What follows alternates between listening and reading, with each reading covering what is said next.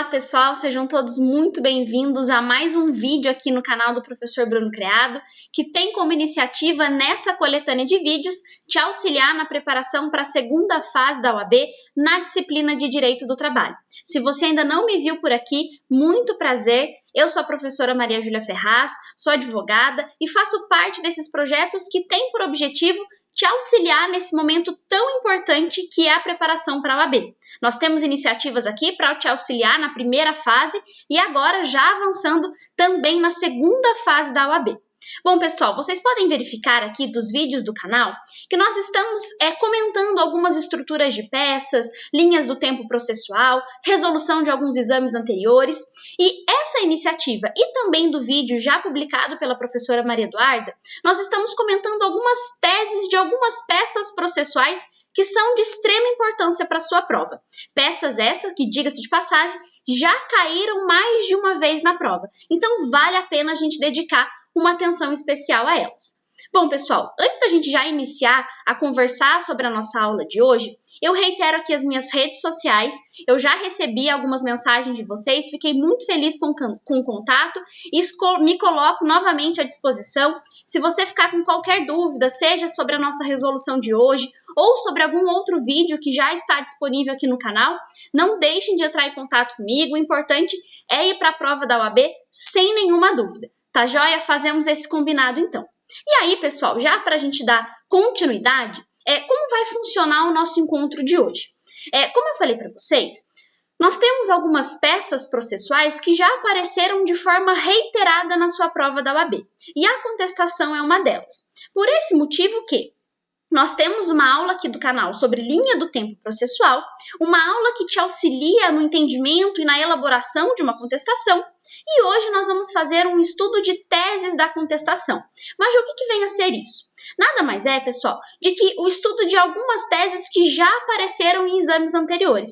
Então, vocês vão poder observar hoje que todas as teses que nós iremos analisar, seja de alguma preliminar, de alguma prejudicial, falaremos sobre reconvenção, todas essas teses foram extraídas de exames que já foram aplicados pela FGV. Vejam que estudo efetivo para a sua preparação. Você pode aqui no canal estudar a linha do tempo, estudar a estrutura da contestação e depois colocar em prática todo esse estudo através da análise das teses que já foram cobradas pelo examinador. Pessoal, para a gente começar, eu acho importante a gente fazer uma breve revisão sobre a contestação, sobre essa peça processual que, diga-se de passagem, é de extrema importância e é muito gostosa de se fazer. Quando você lembra da estrutura, quando você lembra dos principais elementos, é muito tranquila a sua elaboração. Quando você faz um rascunho completo, quando você tem em mente quais são os elementos, os pedidos, a ordem dos parágrafos, tudo isso que a gente já pôde conversar na nossa aula anterior de contestação, a gente consegue resolver essa peça processual com mais tranquilidade. Então vamos lá, avançando a nossa preparação. Bom, pessoal, antes da gente partir efetivamente para o estudo das teses que já caíram na contestação, é importante a gente recordar rapidamente como eu vou identificar essa peça processual. Quando eu for ler a minha peça prático-profissional da OAB, como que eu vou identificar que a peça que eu preciso apresentar é uma contestação? Simples. Vamos recordar daquilo que já conversamos. Pessoal, a dica para identificar qual é a peça processual é olhar para o último momento processual.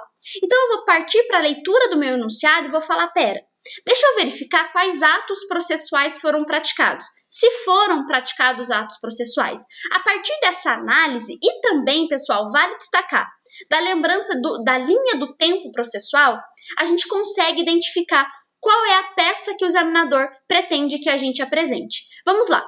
Nós vimos que o processo do trabalho ele é formado por uma linha do tempo que possui atos processuais previsíveis. Então, eu tenho um procedimento linear e eu sei quais atos processuais serão praticados.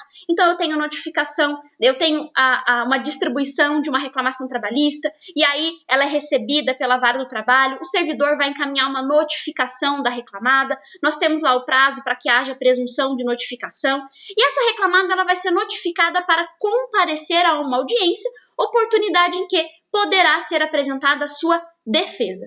Então, pessoal, sob a ótica dessa nossa linha do tempo processual, a gente consegue perceber que, para identificar uma contestação, o último ato realizado, o último momento processual, vai ser justamente a reclamada sendo notificada acerca de uma reclamação trabalhista que foi ajuizada. Então, vamos lá.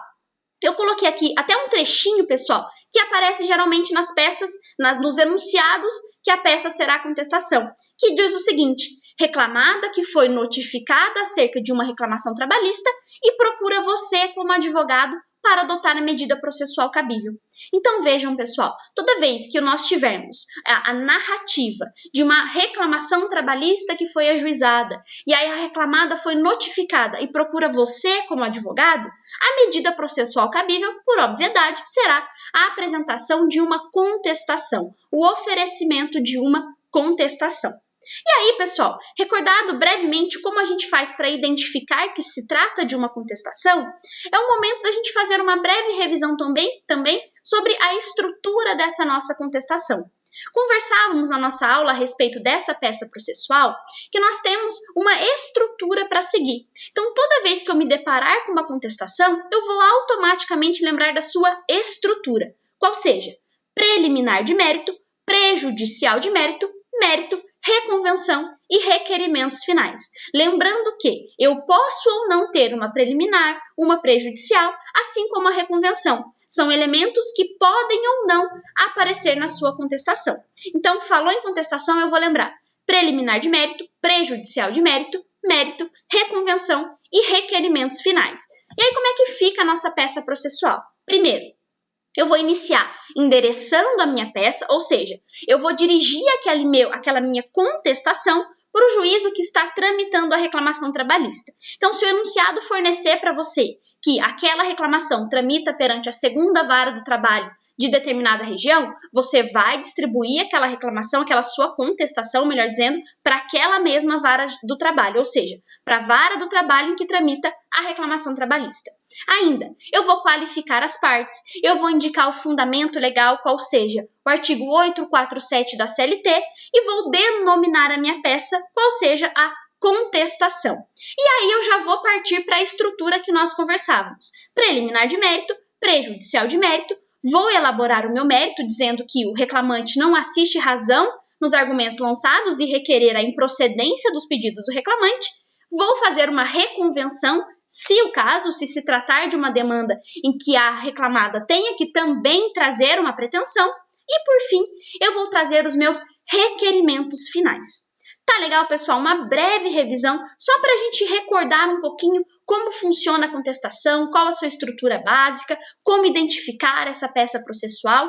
E agora, vamos partir efetivamente para as nossas teses da contestação. Como eu falei para vocês no início, nós extraímos esses enunciados dos exames anteriores da prova da OAB. Então vejam, talvez vocês podem até já ter feito essa tese, porque nós extraímos de provas que já foram aplicadas pela FGV. Muita atenção que a gente vai conversar sobre o que eu precisava me atentar naquela tese, qual elemento, qual informação trazida pelo examinador era essencial que eu me atentasse. E aí depois, pessoal, a gente vai ver o gabarito que foi trazido pela FGV e também como foi distribuída a pontuação daquela tese, que é uma forma também da gente verificar como que o examinador costuma distribuir as pontuações em relação às suas teses. Tá legal, pessoal? Então vamos juntos partir para o nosso primeiro enunciado de hoje. Acompanhem comigo a tese que a gente vai começar analisando. Ela diz o seguinte: lembrando, pessoal, que foram trechos extraídos de uma peça processual. Então, a gente, por obviedade, que não vamos ler a peça processual inteira, mas sim os trechos em relação aos quais nós iremos localizar a tese a ser apresentada. Vamos lá. A sociedade empresária Tecelagem Fio de Ouro S.A. procura você como advogado, afirmando que Joana da Silva, que foi empregada da tecelagem de 10/5/2008 a 29/3/2018, ajuizou reclamação trabalhista em face da sociedade empresária em 15/10/2018, com pedido certo, determinado e com indicação do seu valor. O processo, aqui eu cortei uma partezinha e depois tem lá no final. Por fim, formulou um pedido de adicional de periculosidade, mas não fundamentou na causa de pedido.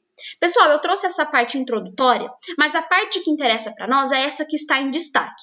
Ela diz para nós o seguinte, que a reclamante, ela postulou um pedido de adicional de periculosidade, mas ela não fundamentou na causa de pedir. Ou seja, ela não trouxe para nós quais são os fatos e fundamentos que embasam o pedido de adicional de periculosidade.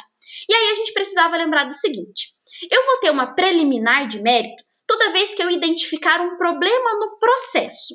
Então, aqui a gente tem um pedido e vamos verificar, a gente percebe que tem um problema nesse pedido.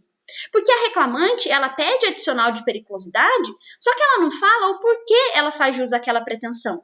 Percebam que há um problema nesse pedido porque não tem nem como eu contestar a pretensão da reclamante, justamente porque eu não sei quais são os fatos, os fundamentos jurídicos que embasam essa pretensão.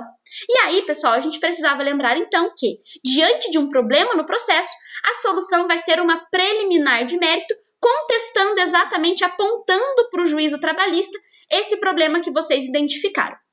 Lembrando que a gente não precisa decorar para a prova da OAB quais são esses problemas no processo, justamente porque eles estão previstos lá no artigo 337 do CPC, artigo 840, parágrafo 1º e 3º e artigo 852b, inciso 2 da CLT. Então, toda vez que você pensar, puxa, será que tem um problema aqui nesse enunciado? Vai lá no 337 que você vai conseguir localizar qual é esse problema. E aí, pessoal, no caso do nosso enunciado, a gente tem que o artigo 337, lá no seu inciso 4 do CPC, diz para nós que a inépcia da petição inicial é um problema do processo que deve ser trazido em preliminar. E aí, lá no 337, você faria menção ao artigo 330. Você pode até fazer uma remissão na sua CLT, a gente tem vídeo aqui no canal sobre remissões. Você pode fazer lá do lado do 337, remissão ao artigo 330 do CPC. Por que desse artigo? Ele traz para nós, pessoal, lá no seu parágrafo 1º, inciso 1, que a petição inicial ela vai ser inepta quando lhe faltar pedido ou causa de pedir, que é justamente o que está acontecendo aqui com o pedido de adicional de periculosidade. Vejam que a reclamante, a Joana, ela fez um pedido de adicional de periculosidade, o pagamento dessa verba, mas ela não apresentou qual a razão desse pedido. Ela não apresentou qual é a causa de pedir desse pedido. Por isso, a gente teria que trazer numa preliminar de mérito dizendo que esse pedido está prejudicado em razão da ausência de causa de pedir, em razão dela não ter justificado quais são os fatos e fundamentos que embasam essa pretensão. E aí, precisávamos lembrar também que falou em preliminar de mérito, via de regra, o pedido em relação a isso será de extinção do processo em relação àquela pretensão, com fundamento no artigo 485 do CPC. Pessoal, muita atenção. Falou em preliminar de mérito, automaticamente eu vou lembrar que o pedido é de extinção, via de regra, do processo inteiro ou de parte do processo. Aqui, o correto seria pedir a extinção em relação ao pedido de adicional de periculosidade, porque essa pretensão restou prejudicada conforme nós acabamos de analisar. Então, era essa tese que a gente precisava localizar a partir dessas duas linhas de enunciado. Vejam como duas linhas de enunciado pode dizer muito para você e pode esconder uma tese aí. E aí, pessoal, como apareceu no gabarito da OAB? A FGV constou o seguinte, que deveria ser suscitada preliminar de inépcia em relação ao pedido de adicional de periculosidade, com a extinção do processo sem resolução do mérito em relação a esse pleito, na forma do artigo 330, parágrafo 1º, inciso 1º e artigo 485, inciso 1, ambos do CPC. E aí, pessoal, como eu falei para vocês, a gente vai ver qual foi a distribuição da pontuação.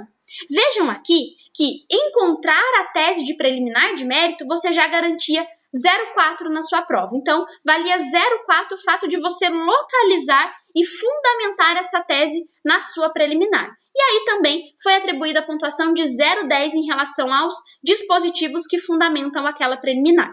Tá joia, pessoal? Então, a nossa primeira tese trouxe uma preliminar de mérito em razão da inépcia da petição inicial, porque fora formulada uma pretensão, sem, no entanto, o reclamante indicar quais são os fatos, os fundamentos jurídicos que embasaram aquela pretensão. E aí, vamos já partir para a nossa próxima tese do nosso encontro de hoje. Acompanhe a leitura, como eu falei para vocês, do trechinho que foi extraído da nossa peça prático-profissional. Diz o seguinte, que na demanda, a reclamante requereu os seguintes: a aplicação da penalidade criminal, combinada no artigo 49 da CLT, contra os sócios da ré, uma vez que eles haviam cometido a infração prevista no referido diploma legal.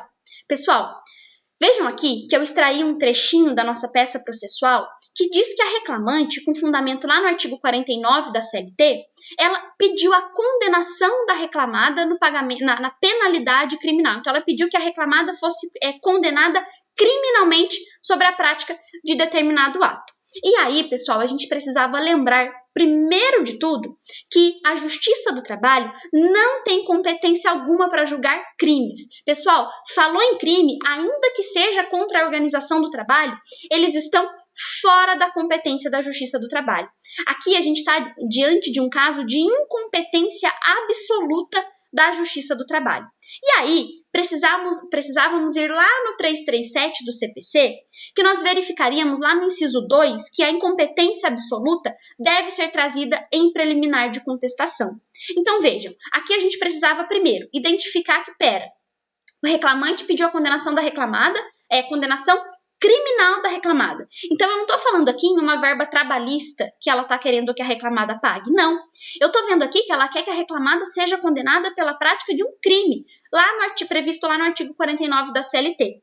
E aí, precisávamos lembrar da incompetência absoluta da Justiça do Trabalho para julgamento de crimes. E que precisávamos trazer essa incompetência em sede de preliminar de contestação. É isso, pessoal, que apareceu para nós no nosso gabarito. A FGV constou o seguinte no gabarito, que na contestação deverão ser abordados os seguintes tópicos: ser suscitada preliminar de incompetência absoluta da Justiça do Trabalho para apreciação e condenação criminal referente ao artigo 49 da CLT, conforme o artigo 114, inciso 9 da Constituição Federal. Então, pessoal, simplesmente a gente precisava dizer que, olha, reclamante, em relação a esse pedido, eu não vou nem contestar. Eu vou dizer lá em preliminar que esse pedido deve ser extinto sem resolução do mérito, diante da incompetência absoluta da Justiça do Trabalho para verificar o cometimento de crime pela reclamada. A Justiça do Trabalho não tem competência para julgar crimes. Por isso que precisaríamos trazer uma inépcia da petição inicial em relação, melhor dizendo, uma preliminar de mérito, dizendo que há uma incompetência absoluta da Justiça do Trabalho. A distribuição de pontos, pessoal, vocês vão ver que é bem parecida com a tese anterior. Nela, nós temos que identificar a incompetência da Justiça do Trabalho em relação ao julgamento de crimes, valeria 0,4 pontos, e aí a pontuação restante de 0,10 foi atribuída para os dispositivos legais. Então, se o examinando localizasse a incompetência absoluta da Justiça do Trabalho, ele já tinha garantido 0,4. E se ele identificasse ou o artigo 114, inciso 9 da Constituição Federal ou a súmula 62 do STJ, ele conseguiria a pontuação máxima de meio ponto em relação a essa tese. Vejam, pessoal, que é uma tese rápida de ser localizada e que já aí garantiria mais meio ponto na sua prova. Bom, vamos para a nossa próxima tese de hoje. Pessoal, essa é uma tese que traz uma prejudicial de mérito. Eu achei importante a gente fazer essa tese juntos hoje para a gente lembrar de como é feito o cálculo da prescrição. Vamos lembrar da nossa última aula de contestação, que conversávamos que nós teremos prejudicial de mérito toda vez que nós tivermos uma prescrição, seja ela total, parcial, quinquenal, toda vez que estivermos diante de uma prescrição, teremos que trazer na nossa peça processual de contestação uma prejudicial de mérito. E aí, pessoal, acompanhe comigo esse enunciado também extraído da prova da OAB. Ele diz para nós o seguinte: a sociedade empresária Tecelagem Fio de Ouro S.A. procura você, como advogado, afirmando que Joana da Silva, que foi empregada da tecelagem de 10 de 5 de 2008 a 29 de 9 de 2018, ajuizou reclamação trabalhista em face da sociedade empresária em 15 de 10 de 2018, com pedido certo, determinado e com indicação de seu valor. Pessoal, esse trechinho a gente já tem que parar tudo. Se você ler um enunciado da prova da OAB, que contém data de ajuizamento, data de admissão, de demissão, presta atenção que tem um pedido tem uma tese de prescrição ali. Vamos lá, pessoal. A gente precisava ver o seguinte.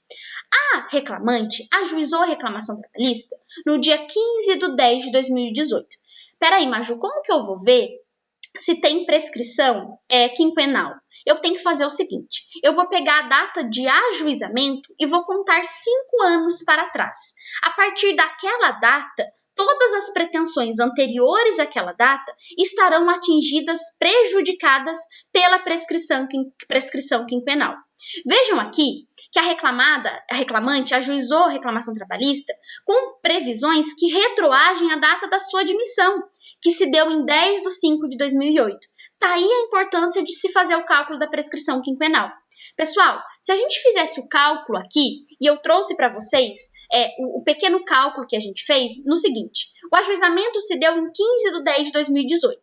Se eu contar 5 anos para trás, a mesma data, o mesmo mês, só vai mudar o ano, eu vou ter que, a partir do dia 15/10/2013, todas as parcelas anteriores a essa data estarão prescritas. Nesse caso, vocês têm que pensar o seguinte, se todas as parcelas anteriores a 15/10/2013 estarão prescritas e eu sei que ela foi admitida em 2008, eu tenho que trazer no processo que todas as pretensões anteriores a 2013 estão prescritas, para que ela não queira receber, para que aquela reclamante não faça jus a parcelas desde 2008, porque eu tenho uma prescrição quinquenal cujo marco é 15/10/2013. Então, pessoal, aqui a gente precisava verificar essas datas e fazer esse simples cálculo para localizar essa data de 15/10/2013. A partir dela, nós poderíamos dizer, sem sombra de dúvidas ao examinador, que todas as pretensões anteriores a 15/10/2013 estarão atingidas pela prescrição quinquenal. E aí, essas parcelas anteriores a essa data estão prejudicadas pela prescrição, pelo que devem ser extintas com resolução do mérito, lá nos termos do artigo 487 do CPC. Tá joia, pessoal? É isso que apareceu para nós no nosso gabarito. Vejam comigo. Deverá ser arguida a prejudicial de mérito da prescrição parcial para haver declarado prescrito todo e qualquer suposto direito anterior a 15/10/2013, conforme artigo 7º, inciso 29 da Constituição Federal, ou artigo 11 da CLT, ou súmula 308, inciso 1 do TST. Vejam, pessoal, que a gente precisava informar a data a partir da qual se conta a prescrição parcial. Vejam que nós pegamos a data do ajuizamento, subtraímos 5 anos, ou seja, voltamos para trás 5 anos e localizamos a data de 15/10/2013. Essa data, muita atenção, ela precisa constar na sua prova.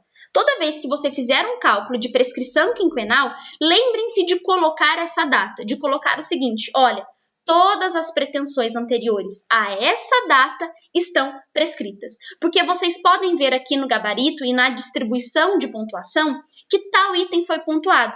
Constou no gabarito exatamente a data. Ou seja, o examinador gostaria de ver que você fez esse cálculo e que você encontrou que, a partir de 15/10/2013, todas as parcelas anteriores a essa data estão prescritas. E aí, vejam, pessoal, nós temos a indicação dos dispositivos legais que fundamentam a prescrição parcial, mas esses elementos não são cumulativos, ou seja, se você indicasse só o artigo 7º, ou só o artigo 11, ou só a súmula 308 em do TST, você já conseguiria a pontuação. É claro que a gente faz questão de colocar todos os dispositivos, afinal, lá no seu índice remissivo, eles já estarão todos colocados em ordem. Mas, se eventualmente você esquecer do artigo 11 da CLT e tiver colocado a súmula ou o dispositivo da Constituição Federal, você também conseguiria essa pontuação. Tá joia, pessoal? Então, a nossa tese versava sobre prescrição quinquenal. E aí, precisávamos ter feito esse cálculo e indicar qual foi a data de prescrição, o marco temporal da prescrição que nós localizamos. E aí, agora, vamos partir para as nossas teses de mérito da contestação. Como disse a vocês, são trechos que a gente retirou do exame de ordem, também de várias provas da segunda fase que foram aplicadas na disciplina de Direito do Trabalho, para que a gente possa ver como esses institutos vêm aparecendo na prova. Vamos lá para a nossa próxima tese de hoje. Diz o seguinte, que Érica explicou e comprovou com os contra-cheques que, a partir de 2018, passou a receber prêmios em pecúnia, em valores variados, pelo que requereu a integração do valor desses prêmios à sua remuneração, com reflexos nas demais verbas salariais e rescisórias, inclusive FGTS, e o pagamento das diferenças daí decorrentes. Pessoal, quando a gente parte para a leitura de um trecho da nossa peça prático-profissional, a gente precisa entender primeiro o que ela está pedindo. Aqui é simples. Ela está pedindo que aqueles prêmios que ela recebia em valores variados em pecúnia fossem integrados à sua remuneração, a partir daí produzindo todos os reflexos nas demais verbas salariais e resilitórias. Pessoal, aqui a gente precisava lembrar do dispositivo. Eu digo lembrar, mas você pode consultar a sua CLT, que você com tranquilidade encontraria esse dispositivo que nós vamos conversar, que é o artigo 457, parágrafo 2º da CLT. Se você fosse lá em salário, no seu índice remissivo, você com muita tranquilidade ia localizar esse dispositivo. Ele diz para nós o seguinte, que as importâncias, ainda que habituais, pagas a título de ajuda de custo, auxílio alimentação, vedado o seu pagamento em dinheiro, diárias para viagem, prêmios e abonos, não integram a remuneração do empregado, não se incorporam ao contrato de trabalho e não constituem base de incidência de qualquer encargo trabalhista e previdenciário. Pessoal, resumindo esse dispositivo legal, eu trouxe esse esqueminha para vocês. Esse esqueminha ele diz o seguinte, que vai integrar o salário às gratificações e comissões. É aquilo que a gente conversa de salário mais GRACOM. Isso são verbas que integram a remuneração do empregado e produzem todos os reflexos legais. Agora, ajuda de custo, auxílio alimentação, abonos, prêmios e diárias para viagem, ainda que pagos com habitualidade, ainda que pagos em pecúnia, vedado o auxílio alimentação, que nós sabemos que não pode ser pago em dinheiro, ainda que sejam fornecidos pelo empregador, tais verbas não integram a remuneração do empregado. Então, a gente precisava lembrar que esse pedido da reclamante, ele não merece ser acolhido pelo juiz do trabalho, justamente porque nós temos um dispositivo próprio na CLT, qual seja o artigo 457, parágrafo 2º, que prevê expressamente que os prêmios não integram a remuneração do empregado. Daí porque o pedido da reclamante deveria ser julgado improcedente. Pessoal, é isso que constou no nosso gabarito, que diz o seguinte, que deverá ser contestado o pedido de integração dos prêmios porque, ainda que habituais, eles não integram a remuneração conforme previsão legal expressa no artigo 457, parágrafo 2º da CLT. Vejam que a distribuição de pontos ficou da mesma forma que as anteriores. 0,4 para que você localizasse e fundamentasse a tese, e aí 0,10 para que você apontasse o dispositivo legal que fundamenta essa tese que você localizou. Tá joia, pessoal? Então, uma tese que trazia basicamente para nós um instituto jurídico que prevê que os prêmios, ainda que habituais, não integram a remuneração do empregado. E aí, vamos partir para a nossa próxima tese. Hoje é uma chuva de teses de contestação para que vocês possam ver o maior número de institutos e como esses institutos apareceram na nossa peça prático-profissional. Acompanhem comigo a leitura. Juntou ainda a cópia da convenção coletiva que vigorou de julho de 2016 a julho de 2018, na qual consta a obrigação de os empregadores fornecerem uma cesta básica aos seus colaboradores a cada mês. E como não foi entabulada nova convenção desde então, advoga que a anterior prorrogou-se automaticamente. Pessoal, o que acontece aqui?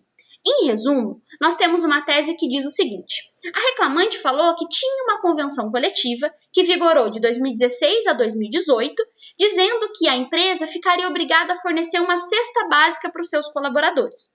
Ocorre que essa encerrou o prazo de vigência dessa convenção coletiva e não foi entabulada uma nova com essa previsão. E aí a reclamante diz o seguinte, olha, como não foi entabulada nenhuma nova convenção coletiva, aquela anterior prorrogou-se automaticamente. E aí por isso ela diz que ela faria jus ao pagamento dessas cestas básicas. Pessoal, muita atenção. Aqui, nós precisávamos recordar do que prevê o artigo 614, parágrafo 3º da CLT. Se você fosse lá no seu índice remissivo e procurasse por convenção coletiva, acordo coletivo, sem sombra de dúvidas vocês encontrariam esse dispositivo legal, que, diga-se de passagem, deve estar grifado lá no seu índice remissivo, tamanha a importância dele para a nossa prova da UAB. Ele diz para nós o seguinte, que não será permitido estipular duração de convenção coletiva ou acordo coletivo de trabalho superior a 2 anos, sendo vedada a outra atividade. Pessoal, esse dispositivo, em apertada síntese, diz para nós o seguinte. Primeiro, os instrumentos de negociação coletiva têm um prazo máximo de vigência de 2 anos. Então, eu posso entabular um instrumento de negociação coletiva por 1 ano e 6 meses, por 6 meses, por 1 ano. Eu só não posso ter um instrumento de negociação coletiva por um prazo superior a 2 anos. E aí, a parte final desse dispositivo, que é justamente o que o examinador queria que você soubesse aqui, fala para nós que é vedada a ultratividade da norma. Ou seja, pessoal, significa dizer que todas as cláusulas do acordo coletivo de trabalho ou da convenção coletiva de trabalho, expirado o prazo de vigência do instrumento de negociação coletiva, não vão prosperar com o tempo. Ou seja, é o esqueminha que eu coloquei aqui para vocês. Se caírem o acordo, se o acordo ou convenção coletiva caírem, ou seja, se encerrar o prazo de vigência dos instrumentos de negociação coletiva, seja um acordo coletivo ou uma convenção coletiva, também vão cair todos os benefícios e cláusulas que estão previstos nesse instrumento. Então, pessoal, se o meu instrumento de negociação coletiva já se encerrou, se o prazo de vigência já se findou, não há o que se falar em manutenção dos benefícios previstos nesse instrumento de negociação coletiva, justamente porque é vedada a ultratividade dessa norma coletiva. Assim, pessoal, se eu tenho uma negociação coletiva, como no caso hipotético do nosso enunciado, que prevê o pagamento de cesta básica aos colaboradores, e esse instrumento de negociação coletiva já teve o seu prazo de vigência encerrado, o empregador ele não vai ser mais obrigado a pagar essas cestas básicas, salvo se for entabulado um novo instrumento de negociação e for novamente prevista essa obrigação. Então, aqui a gente precisava sustentar a tese de que, como não foi entabulada nenhuma nova convenção coletiva prevendo o pagamento desse benefício, qual seja, o fornecimento de cesta básica, não há o que se falar de obrigatoriedade na manutenção desse fornecimento, porque ele se encerrou no momento em que se findou o prazo de vigência daquele instrumento de negociação coletiva. Tá joia, pessoal? Exatamente isso que constou no nosso gabarito. Constou o seguinte, que deverá ser contestado o pedido de cesta básica, porque a norma coletiva juntada findou em julho de 2018 e não possui ultratividade, na forma do artigo 614, parágrafo 3º da CLT. Tá joia, pessoal? Então, aqui vocês poderiam abrir um tópico na sua contestação da vedação à ultratividade da norma ou do pedido de cesta básica e aí contestar esse pedido dizendo que, como se encerrou o prazo de vigência e é vedada a ultratividade da norma coletiva, não há o que se falar em fornecimento de cesta básica pelo empregador.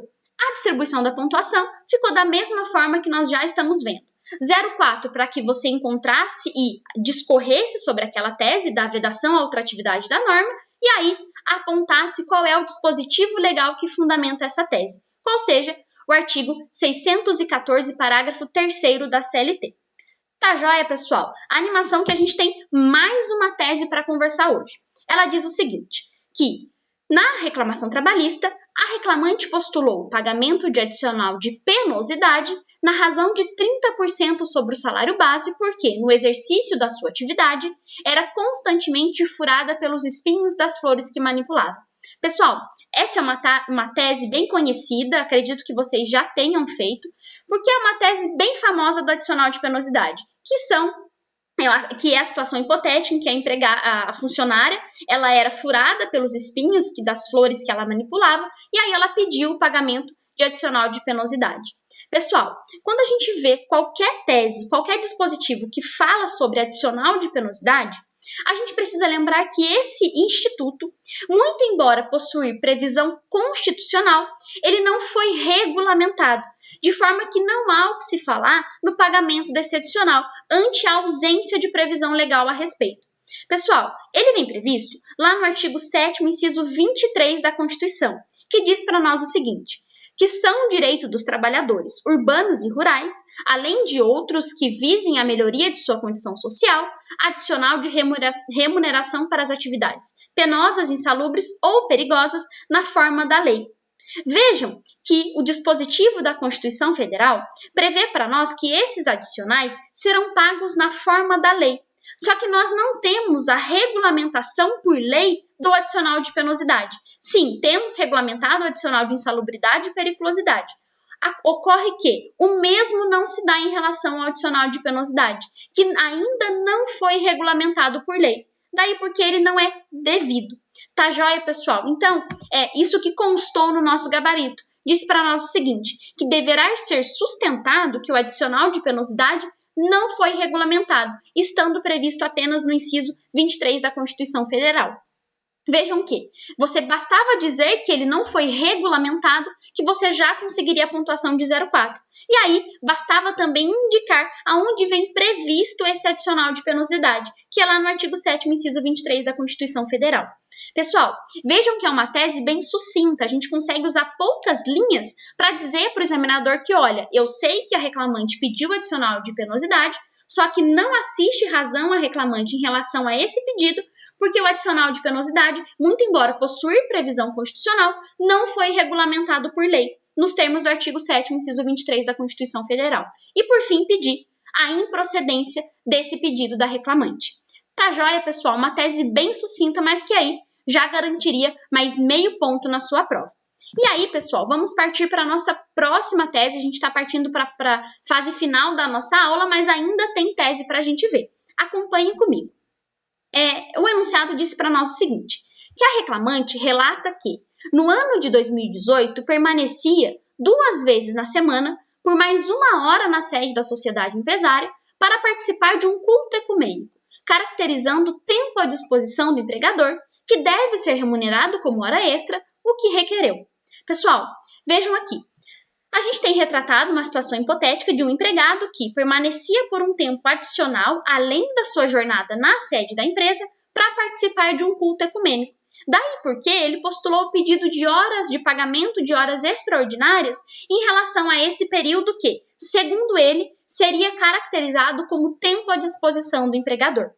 Pessoal, aqui a gente precisava lembrar do seguinte, que o tempo à disposição do empregador ou o tempo que está exercendo a sua atividade laborativa é considerado tempo de serviço efetivo. Então, eu vou ter um tempo de serviço efetivo que deve ser consequentemente remunerado quando o empregado ele está na empresa executando as suas atividades laborativas para a qual foi contratado ou quando ele está apenas aguardando ordens do empregador. São esses casos que a gente tem o tempo à disposição, que tem o tempo de efetivo serviço e, consequentemente, o pagamento por essas horas. Agora, muita atenção. Nós temos uma previsão lá no artigo 4º, parágrafo 2º da CLT, que diz para nós o seguinte, que não vai ser considerado tempo à disposição e não será computado como período extraordinário, aqui mesmo excedendo a jornada normal, quando o empregado, por escolha própria, buscar proteção pessoal em caso de insegurança nas vias públicas ou más condições climáticas, bem como adentrar ou permanecer nas dependências da empresa para exercer atividades particulares, entre outras, lá no inciso 1º, práticas religiosas. Vejam, pessoal, que o artigo 4º, parágrafo 2º, prevê para nós, da CLT, prevê para nós expressamente que ainda que o empregado permaneça na empresa, além da sua jornada contratual, para que ele praticando práticas religiosas, exercendo práticas religiosas, esse período ele não é considerado como tempo à disposição. É uma faculdade do empregado permanecer na empresa para participar de um culto ecumênico, para praticar outras práticas religiosas. Esse período ele não é computado como tempo à disposição. Daí porque o tempo que ele permanecer na empresa não vai ser remunerado como hora extraordinária. No caso do enunciado, a gente precisaria dizer o seguinte, que olha, independente se ele permanece na empresa além da sua jornada, se ele estiver praticando culto ecumênico, ou participando de culto ecumênico ou qualquer outra prática religiosa, esse período, nos termos do artigo 4º, parágrafo 2º da CLT, não é considerado como tempo à disposição do empregador, de forma que não há o que se falar no pagamento de horas extraordinárias. Vejam, pessoal, as horas extraordinárias, para que elas sejam fornecidas ao empregado, o pagamento dessas horas, é necessário que o empregado esteja à disposição ou exercendo as suas atividades laborativas. E o artigo 4º, parágrafo 2º, traz para nós que práticas religiosas não são consideradas como tempo à disposição. Por isso que não há o que se falar como em remuneração extraordinária. Pessoal, isso foi exatamente o que constou no gabarito da nossa tese. O examinador constou o seguinte, que deverá ser contestado o pedido de tempo à disposição, porque a participação voluntária do empregado em práticas religiosas dentro da empresa não o caracteriza como tempo à disposição por explícita vedação legal na forma do artigo 4º, parágrafo 2º, inciso 1 da CLT. Era necessário indicar esse dispositivo para que o examinando atingisse a pontuação máxima de meio ponto. Tá joia, pessoal? Então, falou em alguma prática que o empregado está exercendo na empresa, muita atenção ao artigo 4º, parágrafo 2º da CLT. Se ele ficou por um tempo adicional na empresa para exercer qualquer uma das atividades previstas lá no artigo 4º, parágrafo 2º da CLT, esse tempo não vai ser considerado como tempo à disposição do empregador e aí esse período não será remunerado como hora extraordinária. Tá joia, pessoal? Muita atenção, é uma tese que costuma bastante aparecer, seja no inciso 1º ou nos demais incisos do artigo 4º, parágrafo 2º. Então, muita atenção, convém elaborar essa tese, né, fazer aqueles 3 parágrafos que nós já conversamos da contestação, dizendo qual foi o pedido, o porquê que o reclamante não assiste razão em relação a ele, apresentar o dispositivo legal e, por fim, pedir a improcedência dessa pretensão. Vale a pena treinar essa tese. Tá joia, pessoal? E aí, vamos partindo para a nossa próxima tese do nosso encontro de hoje. Ela diz o seguinte, que a sociedade empresária informou que, assim que foi cientificada do aviso prévio, Estela teve uma reação violenta, gritando e dizendo-se injustiçada com a atitude do empregador.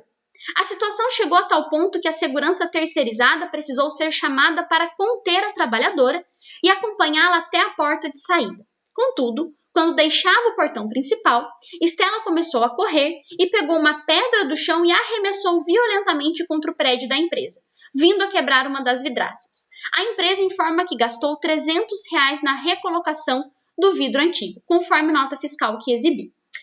Pessoal, essa tese ela foi trazida para a gente estudar hoje não por acaso. Como eu falei para vocês no início, toda vez que a gente faz a leitura de um enunciado da nossa peça prático-profissional, a gente tem que tentar localizar quais foram as pretensões da reclamante quando nós estamos, frisa-se, tratando-se de uma contestação. A gente precisa localizar quais são as pretensões da reclamante para que a gente possa impugnar uma a uma, ou se eu tenho algum problema no processo, ou alguma prejudicial de mérito, e conversávamos que também compõe a estrutura da contestação a reconvenção. Mas, Ju, como que eu identifico uma reconvenção? Simples, pessoal. A gente vai ver descrito no enunciado, nós vamos ver descrito no enunciado uma situação hipotética em que a reclamada teve algum prejuízo, em que não só a reclamante fez pretensões, como a reclamada, diante daquela situação, pode também fazer uma pretensão. Então, nós temos, pessoal, uma pretensão da reclamada consubstanciada no ato da reclamante, que é o caso hipotético do nosso enunciado. Vejam que, além de ser dispensada e além de fazer outras pretensões, foi narrado para nós no enunciado que a Estela ela ficou inconformada com essa dispensa e acabou causando um dano na empresa. E esse dano, o enunciado forneceu para você o valor que a empresa teve que arcar, qual seja o valor de R$ 300. Então, vejam, pessoal, a gente tem aqui descrito uma situação clara em que deve ser trazida à tona a responsabilidade civil da empregada, que, além de ser dispensada, o que nada tem a ver com dano, ela não recebeu muito bem aquela dispensa, né, diga-se de passagem, e acabou causando um dano na empresa. E aí você, como advogado da reclamada, deve não só contestar as pretensões da reclamante, como também formular a sua pretensão, dizendo, olha, eu vou contestar tudo que ela está dizendo, porque na minha concepção e as provas que eu vou trazer vão demonstrar que ela não faz jus, ela não assiste razão nas pretensões que ela está formulando. E ainda, eu vou contra-atacar, eu também vou fazer uma pretensão, consubstanciada no que nós chamamos de reconvenção. Eu vou formular um pedido reconvencional, de forma que eu, reclamada, vou fazer uma pretensão contra a reclamante. Esse dispositivo, pessoal, ele tem previsão lá no artigo 346 do CPC. e tem aplicação autorizada pelo artigo 769 da CLT. E aí, nesse caso, então, precisávamos abrir um tópico de reconvenção, trazer que há uma responsabilidade civil da empregada naquele dano que ela causou na empresa e pedir que ela seja condenada no pagamento desses R$300 para a empresa. Isso, pessoal, é o que constou no nosso gabarito. Ele diz o seguinte, que na reconvenção deverá ser requerido o valor de R$300 relativo ao vidro quebrado pela autora, com indicação do artigo 343 do CPC, que é o dispositivo legal que fundamenta a reconvenção, e também do artigo 186 e 927 do Código Civil, que são aqueles que regulamentam a responsabilidade civil. Vejam, pessoal, que aqui você precisava indicar esses dispositivos, um deles, ou 186 ou 927 do CPC, do Código Civil, para que você alcançasse essa pontuação de 0,10 na indicação do fundamento legal para sua tese. E aí, pessoal, falou em reconvenção, então a gente precisa, primeiro, demonstrar que estão presentes os requisitos da reconvenção e depois fazer lá com fundamento no 343 do Código de Processo Civil e depois já vir trazendo aqui qual é o nosso pedido reconvencional. Aqui era o pedido de reparação à reclamada, qual seja, na condenação da reclamante ao pagamento de R$300 para a reclamada, em razão do dano que ela causou na empresa, quebrando aí a vidraça da empresa. Tá joia, pessoal? Então, não poderia deixar de trazer para vocês uma tese de reconvenção para que a gente pudesse conversar sobre como eu vou localizar a existência da reconvenção na minha peça prático-profissional. E aí, pessoal, a gente não poderia encerrar o nosso encontro de hoje sem falar da finalização da sua peça. Pessoal, muita atenção. Vocês podem ver que na nossa aula de contestação aqui do canal do professor Bruno Criado, a gente conversou muito sobre coisas que a gente tem que tomar cuidado para não ter nenhuma preocupação. Putz, será que a minha peça vai ser anulada? Será que eu fiz algo de errado? Eu sei que depois daquele tempo de espera, a gente tende a ser acometido por esses pensamentos. Mas aí a gente precisa ter tranquilidade e pensar, não, eu lembro que eu enderecei a minha peça, eu trouxe todas as teses e, principalmente, eu finalizei a minha peça da forma correta. Pessoal, eu trouxe aqui para vocês para comprovar para vocês o quão importante é você finalizar a sua peça. Vejam que, pessoal, nós temos atribuições de pontuações, inclusive na parte de finalização da peça. Então, não pense que o examinador vai ler o seu endereçamento, ver que você intitulou a peça da forma correta, apresentou o dispositivo legal, fundamentou as suas teses, ele não vai se limitar a isso. Ele quer ver se você sabe finalizar, porque ele atribui pontuação à parte de finalização. Então, muito cuidado. No encerramento da sua peça, quando você for fazer lá os seus requerimentos finais, lembrem-se de, se nós localizarmos qualquer preliminar ou prejudicial de mérito, eu vou renovar esses pedidos nos meus requerimentos finais. Então, eu vou pedir, olha, eu quero que seja acolhido o meu pedido de preliminar de mérito. Sucessivamente, eu quero que seja acolhido o meu pedido de prejudicial de mérito mediante o reconhecimento da prescrição, e aí vou repetir aquela data que nós conversamos, se eventualmente for o caso de uma prescrição quinquenal. Eu também vou requerer novamente a improcedência dos pedidos e vou também dizer que eu quero produzir provas. Lembre-se, pessoal, só aí você já consegue mais 0,4 na sua peça. É tão importante quanto identificar uma tese de mérito é você saber encerrar a sua peça. Então lembra, calma, eu consegui fazer a preliminar, eu vi se tem prejudicial, eu discorri bem no mérito, se teve reconvenção, eu fiz a minha reconvenção e agora eu vou para o passo importante, que é fazer os meus requerimentos finais, porque aqui eu tenho uma pontuação. Vejam que se vocês somarem, a gente tem meio ponto só para a finalização da peça. Então eu vou renovar as minhas preliminares, se o caso, renovar as minhas prejudiciais também, se eu tiver alguma prejudicial. Eu vou novamente pedir pela improcedência dos pedidos, dizer que eu quero produzir provas e depois local e data, advogado, OAB número. Lembrando que jamais eu vou fornecer qualquer informação que não esteja no meu enunciado. Então vamos lá, vamos colocar local e data, advogado, OAB número, eu não vou me identificar, eu não vou colocar data, eu não vou colocar nenhuma informação que não esteja prevista lá no meu enunciado. Lembre-se, pessoal, a sua peça prático-profissional tem que ser reflexo do enunciado. Eu só vou colocar na minha peça as informações constantes no meu enunciado. Eu não vou inventar, eu não vou criar nenhuma informação. Tá joia, pessoal? Então, esse foi o nosso encontro de hoje, conversamos, ainda que rapidamente, sobre algumas teses da contestação. Espero ter contribuído para o seu estudo acerca da contestação. Diga-se de passagem, vale a pena ter uma atenção especial para essa peça, assim como para a reclamação trabalhista, para o recurso ordinário, que são as peças aí que nós tivemos o maior número de incidência. Pessoal, eu reforço aqui com vocês as minhas redes sociais, sintam-se à vontade para me mandar dúvidas sobre o nosso encontro de hoje, em relação a outros vídeos aqui do canal que vocês também tenham ficado com alguma dificuldade. Eu estou à disposição de vocês e será uma honra recebê-los. Um grande abraço e até mais!